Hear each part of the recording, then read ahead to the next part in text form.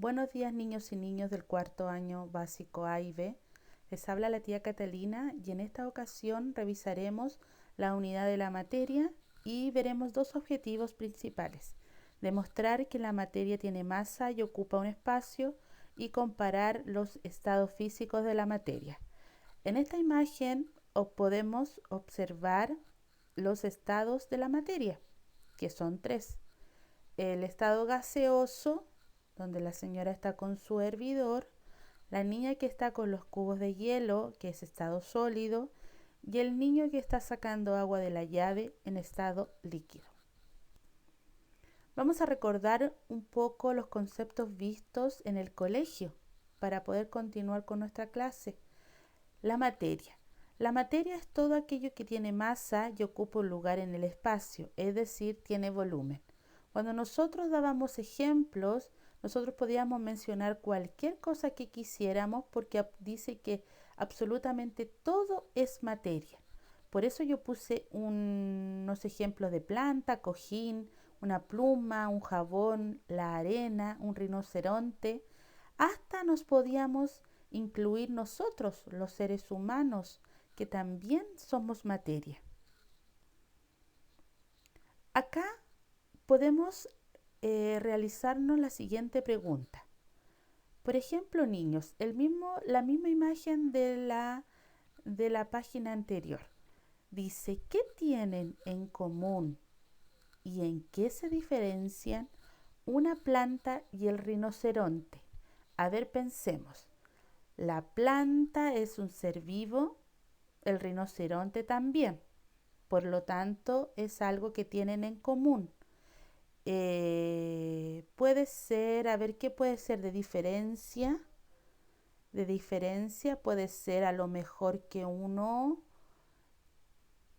A ver, ¿qué piensan ustedes? Puede ser que uno tiene reproducción por la polinización, la planta, y el rinoceronte es un vivíparo, ¿cierto? Que nace por crías vivas sus cachorros.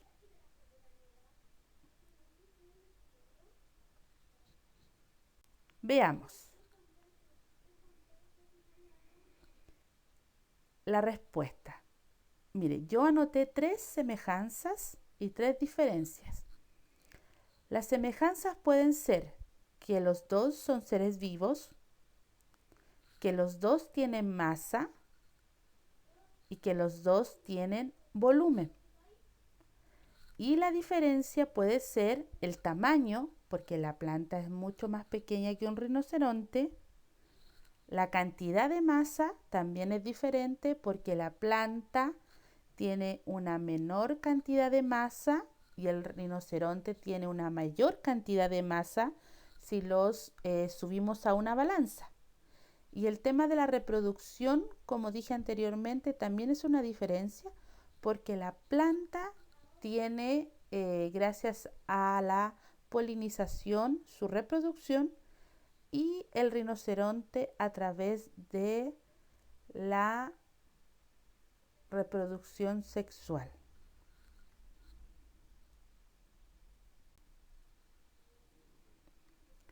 Hagamos otra pregunta. Dice así, con la misma imagen de las páginas anteriores. Compara el rinoceronte con el cojín y la arena. Comparemos al rinoceronte con el cojín y la arena. ¿Tienen los tres la misma masa? ¿Qué piensan ustedes? Si subimos a una balanza, subimos al rinoceronte en la balanza. A ver, ¿cuánto será la masa del rinoceronte? Después subimos el cojín, lo ponemos en la balanza. A ver, ¿cuál será su masa? Y por último, la arena. ¿Qué piensan ustedes? ¿Qué va a ser la respuesta? Yo pienso que no tendrán la misma masa los tres. Porque, por ejemplo, si ponemos de mayor a menor masa, el que más masa tiene, obviamente, es el rinoceronte por su tamaño. Después seguiría la arena y por último el cojín. Ahora veamos el concepto de masa. Dice que la masa es la cantidad de materia que tiene un cuerpo. Y la masa se mide a través de un instrumento llamado balanza, que es la imagen que puse acá.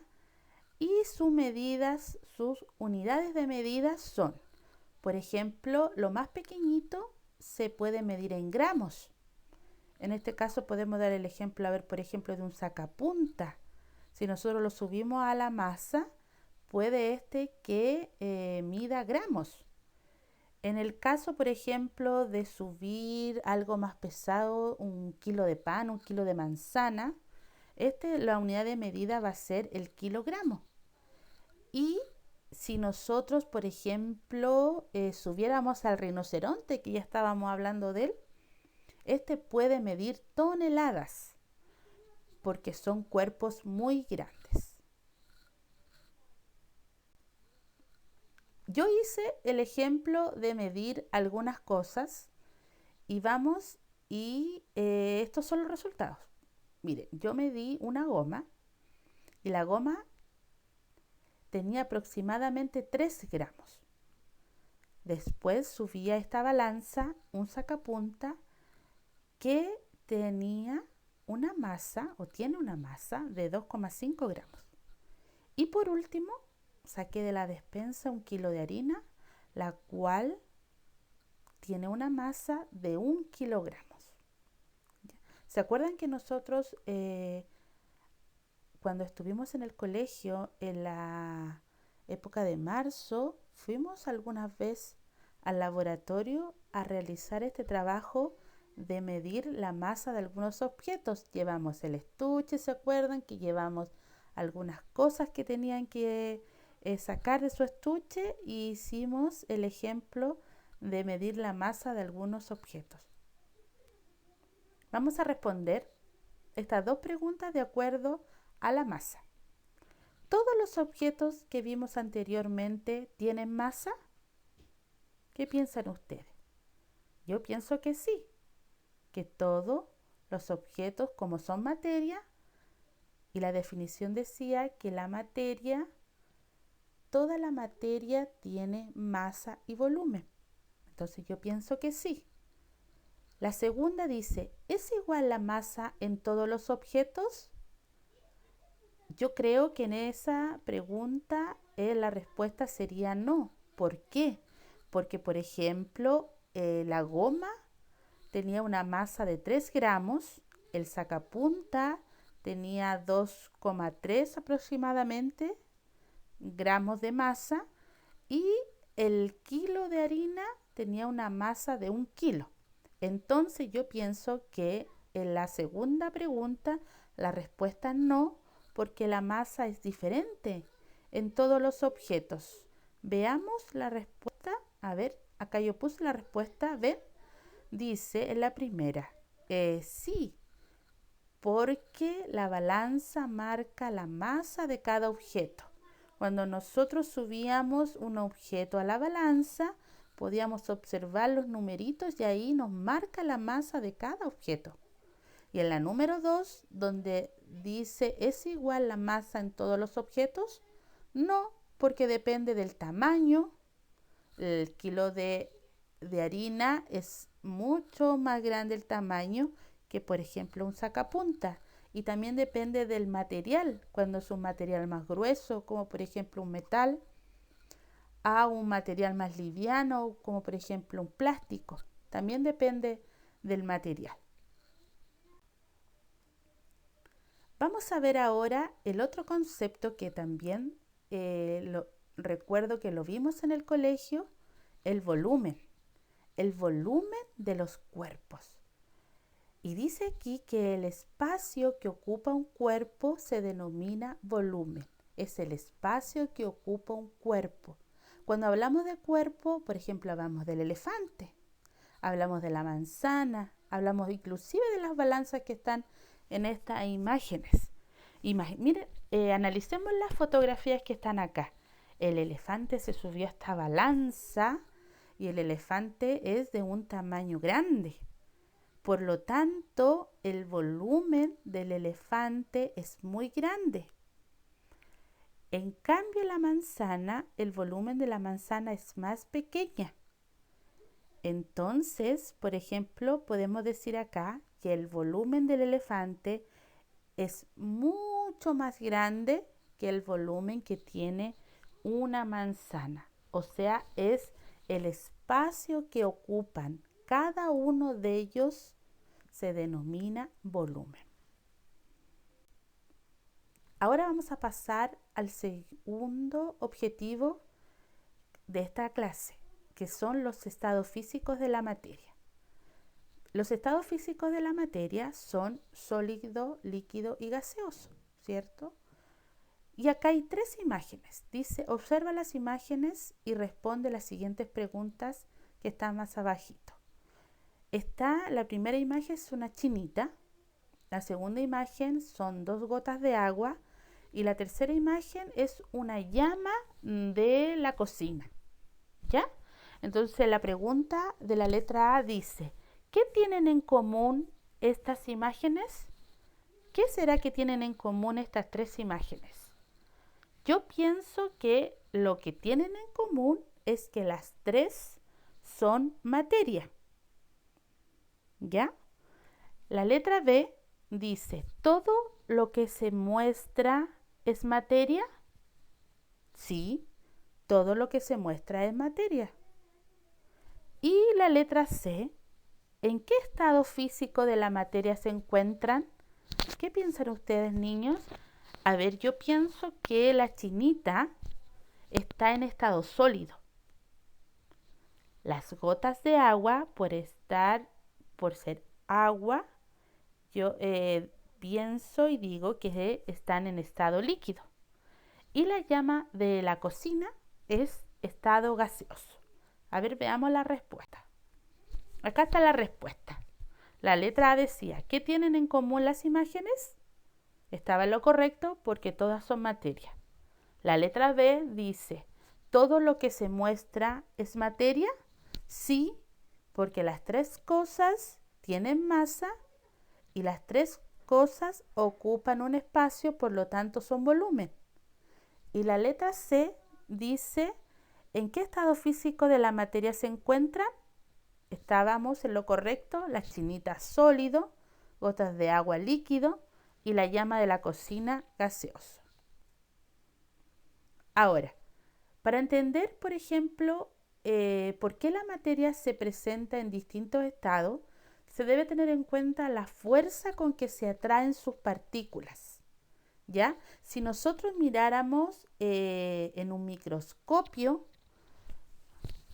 podríamos observar así las partículas de cada uno de los objetos, o de los líquidos, o de los gaseosos, así como las partículas microscópicamente. Hablemos del sólido primero. El sólido, las partículas del sólido están muy fuerte unidas entre sí. Ocupan posiciones fijas, pero aunque están muy fuerte unidas entre sí, ellas igual vibran en su lugar, pero sin desplazarse. Por eso ese dibujo que están ahí, las pelotitas, una al lado de la otra, están muy juntitas, porque así se encuentran las partículas en estado sólido. El líquido, las partículas están medianamente unidas entre sí. Se puede observar las pelotitas que están un poquitito juntas y hay un espacio entre ellas, lo que permite que ellas puedan estar libres y puedan desplazarse, ¿ya? Y el estado gaseoso, se puede observar las partículas que están muy separadas, estas pelotitas. Dice que están completamente separadas y ellas pueden moverse libremente por donde ellas quieran y no hay ninguna fuerza que las mantenga unidas. Ahora vamos a analizar esta imagen. Tenemos que observar esta imagen y buscar ejemplos de cada estado de la materia. vamos a identificar cosas sólidas, cosas líquidas y gaseosas.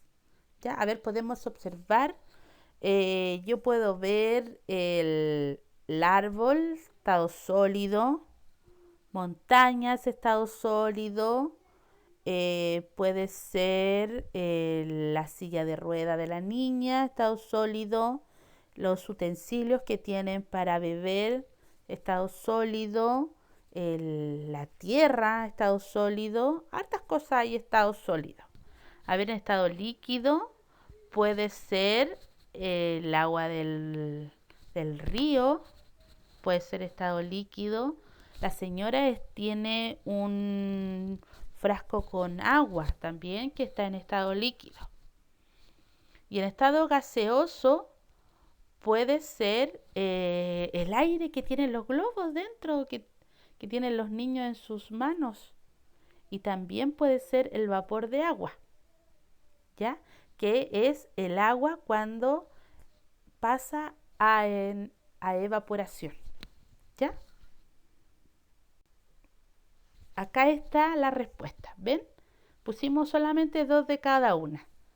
En estado sólido, las montañas y los árboles. El líquido, el lago, el té.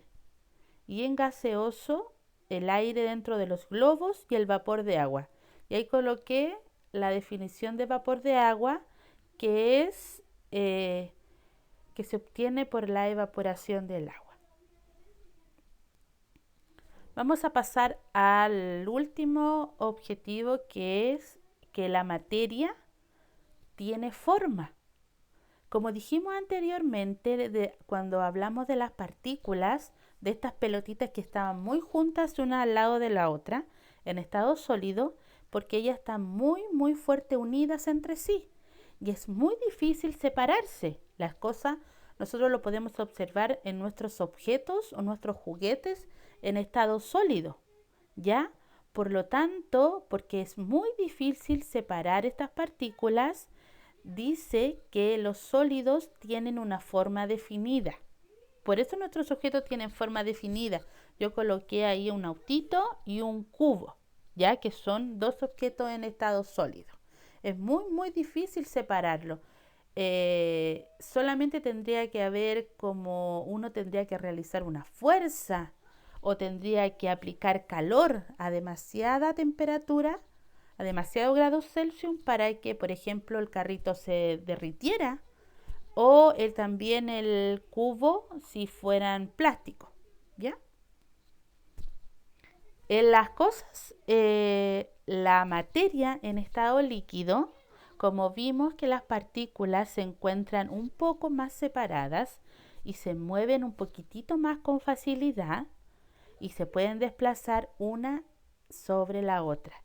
Por esa razón, los líquidos pueden adoptar la forma del recipiente que los contiene, es decir, no tienen forma definida. Por ejemplo, yo puse hartos formas de envases de vidrio. Si yo tuviera agua en el primer envase, yo fácilmente puedo trasladarla al segundo envase y el líquido va a adoptar la forma del recipiente. Si yo luego el líquido que está ahí lo traslado a los vasos o las copas que están ahí, el líquido también va a adoptar la forma de esos recipientes, ¿ya? Y por último, el estado gaseoso. Los gases se dice que ocupan todo el espacio disponible porque las partículas no tenían ninguna fuerza de atracción entre ellas, por lo tanto ellas están libremente por donde ellas quieran. No tienen forma definida y también toman la forma del recipiente que los contiene. Por lo mismo yo coloqué varias formas de globos, ¿ya? Que uno, por ejemplo, el gas se adapta a estos recipientes, ¿ya? Porque ellos no tienen forma definida. Ahora vamos a observar el siguiente ejemplo. vamos a observar este vaso de jugo de naranja que está acá en esta imagen y al lado yo coloqué unas partículas, ¿ya? Unas partículas cualquiera de las que habíamos visto anteriormente. Pero hay una pregunta abajo que tenemos que responder. Dice así: ¿crees tú que la presentación de estas partículas, de estas pelotitas del jugo sea la correcta? ¿Qué piensan ustedes? Si yo pongo un vaso de jugo que se supone que está en estado líquido, ¿serán las partículas correctas a las partículas que corresponden a este jugo? ¿Qué piensan ustedes? A ver, veamos la respuesta. La respuesta dice que no, porque si las pelotitas están una al lado de la otra, juntas, muy juntas, y el jugo es líquido, entonces las partículas están equivocadas, porque las partículas deberían estar un poco más separadas una al lado de la otra, ¿ya? Entonces esto no corresponde, porque las partículas deberían estar, estas partículas que yo puse acá son las de estado sólido, ¿ya? Y no las de estado líquido. Bueno, niños, espero que les haya servido esta ayuda para poder resolver sus dudas de acuerdo a las guías que ya se han enviado a casa, la guía número 1, número 2 y número 3. Les envío un abrazo muy grande a la distancia. Pronto nos volveremos a encontrar y cuídense para que pronto llegue el día que podamos volver al colegio. Un abrazo, se despide la tía Catalina.